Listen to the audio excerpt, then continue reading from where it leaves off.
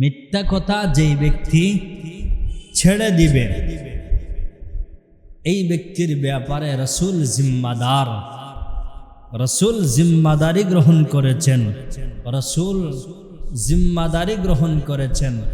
রাসূল তাকে জান্নাতের মধ্যখানে একটা ঘরের ব্যাপারে জিম্মাদারি গ্রহণ করেছেন। আর একটু আসতে বলেন সুবহানাল্লাহ।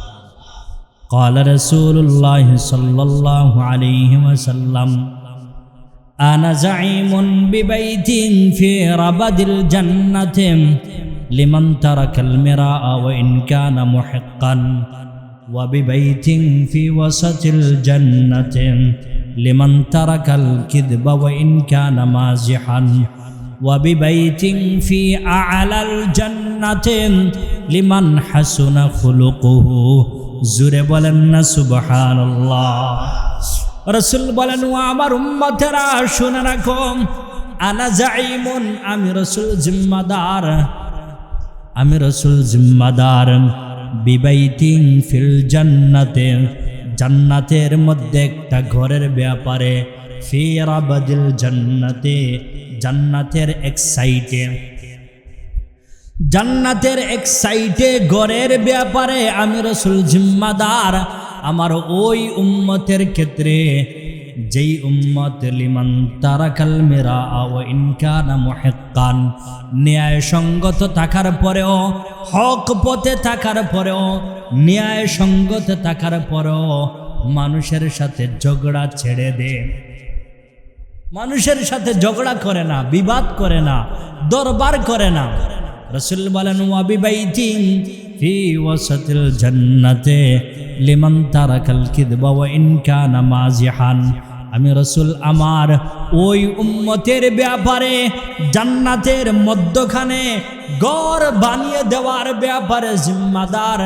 লিমান তারাকাল কিযবা ওয়া ইন কানা মাজিহান, যে হাসির চলেও, যে হাসির চলেও, ঢঙ্গে ঢঙ্গেও মিথ্যা কথা বলে না। আচ্ছা, আমরা ঢঙ্গে ঢঙ্গে হাসির চলে মিথ্যা কথা বলি কি বলি না? জোরে বলেন না, বলি কি বলি না?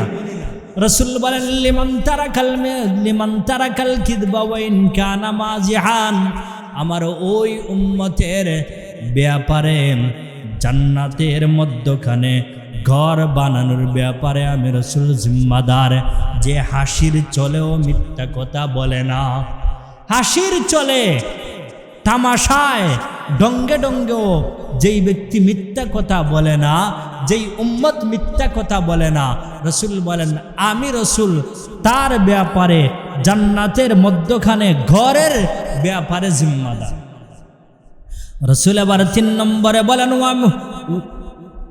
ওয়া বিবাইতিন ফি আ'লাল জান্নাতি লিমান হাসুনা খুলুকুহু, আমি রাসূল আমার ওই উম্মতের ব্যাপারে জান্নাতের উঁচু আসনে, উঁচু জায়গায়, জান্নাতের উঁচু জায়গায়, জান্নাতের উঁচু আসনে আমার ওই উম্মতের ব্যাপারে ঘর বানিয়ে দেওয়ার ব্যাপারে জিম্মাদার। যেই উম্মতের চরিত্র সুন্দর, আখলাক সুন্দর, যার আখলাক সুন্দর, চরিত্র সুন্দর, তার ব্যাপারে জান্নাতের উঁচু আসনে, উঁচু জায়গায় ঘর বানিয়ে দেওয়ার ব্যাপারে আমি রাসূল জিম্মাদার। ও আমার দুষ্ট আহবাব, ও আমার মুরব্বিয়ানে কেরাম, ও আমার যুবক ভাইরা, কাল কিয়ামতের দিন অনেক মানুষ মুখের কারণে, জবানের কারণে জাহান্নামে যায়। عن أبي هريرة رضي الله تعالى عنه قال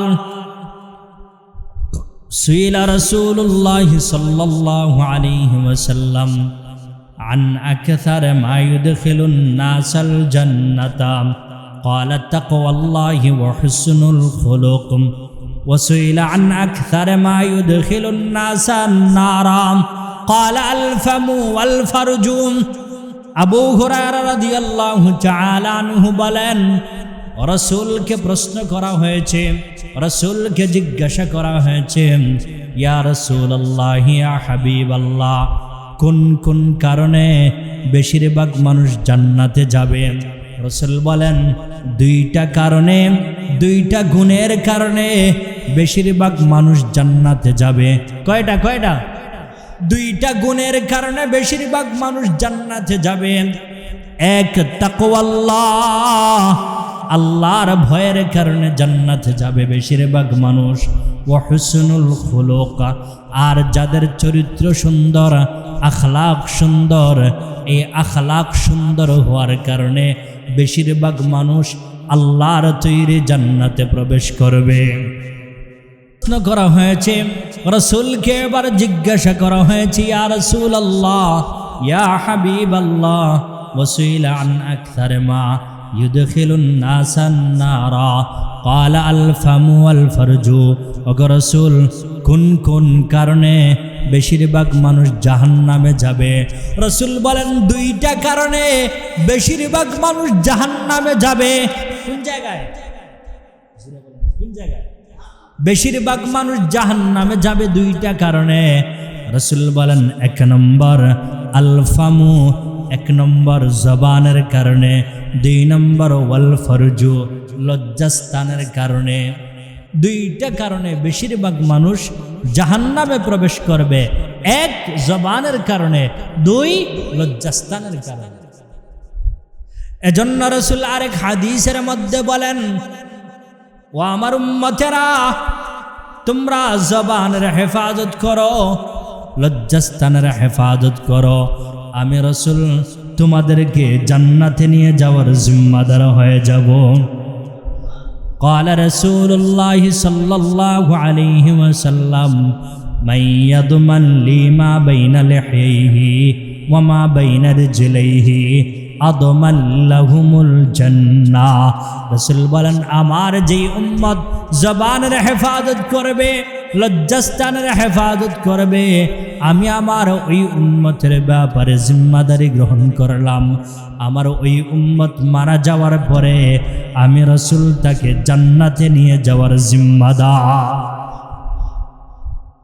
এজন্য আমরা সদা সর্বদা জবানের হেফাজত করব, সদা সর্বদা সত্য কথা বলবো, জীবন চলার পথে গীবত করব না, সমালোচনা করব না, কারো পরনিন্দা করব না, চুগলগুরি করব না, মিথ্যা কথা বলবো না, হারাম বক্তব্য করব না।